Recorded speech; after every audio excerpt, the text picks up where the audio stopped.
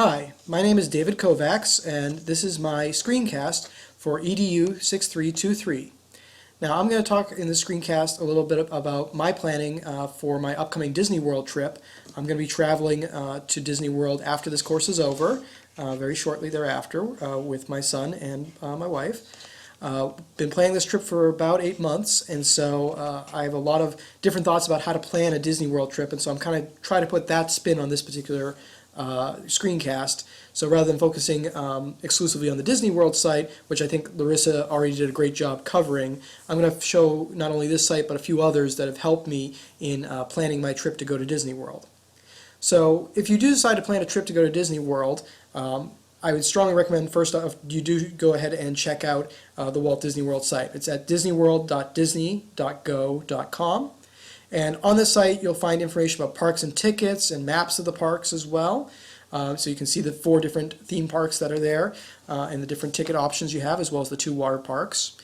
You can look at places to stay, but it's important to note that they're only going to list on-site places to stay on this site, which are not necessarily the best value depending upon your interest and your budget. Now, the nice thing about staying on site is you are, as people have said, wrapped in that Disney cocoon, that whole experience while you're there. By not ever having to leave the resort, it becomes kind of a holistic experience, and people often really enjoy that. But it's not for everyone, and some people prefer to stay off-site as well. This site will also show you things to do, including dining and other activities beyond the theme parks. And there's also My Disney Experience, a site where you can go and make reservations to ride attractions with shortened lines using FastPass Plus, to view your profile, your itinerary, to keep track of your tickets, and even keep track of your photos that are taken there as well. All good resources and definitely something you should check out. But I really recommend, if you're planning a trip to Disney, to check out a few other things as well. Some of the other sites that I've used during my planning include DisneyTouristBlog.com. This one is a great site with a lot of kind of narrative reviews of various things, including news about Disney, but also tickets, dining, hotels, rides. Really kind of written in a narrative format. It's a blog that's really interesting to follow. They don't just focus on Disney World, they also focus on Disneyland and other Disney parks, but it's the kind of place where you can go and find something like top 10 Disney World pools. If the pool at your resort is really important to you, this is where someone has some thoughts on that. They also rate hotels, different restaurants, all sorts of different things at Disney World, so I definitely recommend checking this out, reading a few of these articles if you're planning a trip. Another site that's been valuable to me is EasyWDW.com. This site doesn't have many pictures, the reviews are a little bit more scant, but what they do instead focus on is wait times. You'll notice that on the left-hand side here, there's these different wait time entries into the blog, which basically will list, I'll load up one here, from Saturday, February 13th.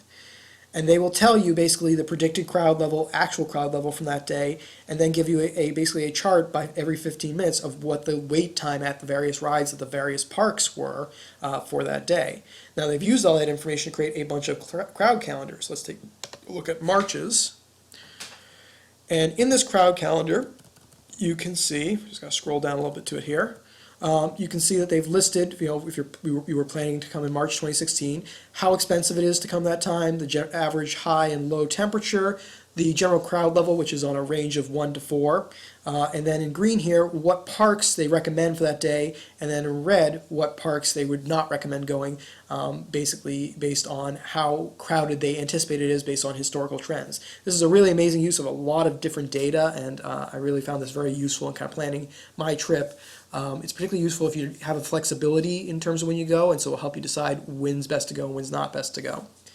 Quickly, a couple other sites that have been useful. YourFirstVisit.net, a Disney World instruction manual, planning your visit by the numbers. This is a way, if it all seems overwhelming, there's too much coming at you, too many things to think about, this will kind of talk you through it and walk you through how to plan to go to Disney World if you've never gone before. It's also very specifically focused on if it's going to be a once-in-a-lifetime thing, how to plan for that and how to time that. Another site that's been useful is WDWNT, or Walt Disney World News Today. I think this one's particularly nice because it shows you kind of updated news information, but you'll notice that they don't have just a pro-Disney, go to Disney, it's all good kind of theme. Let me just go to one recent entry. Recently, they've talked about budget cuts continue at Disney World and how that's affecting the attractiveness of the parks and making things a little bit more difficult and for people to go. So, it has a more of an objective viewpoint, more, that you're going to get directly from Disney, and so I think that's a really good and valuable thing, to have a lot of different opinions and viewpoints. So anyways, this is some of the resources I've used in planning my trip to Disney World. I hope this was informative to you, and if you want to find out more, if you're planning a trip to Disney World yourself, contact me outside the class through one of the Just for Fun forums, and I'm happy to give you all sorts of information even deeper and more in-depth than this. Anyways, it's been a pleasure, and have a great day.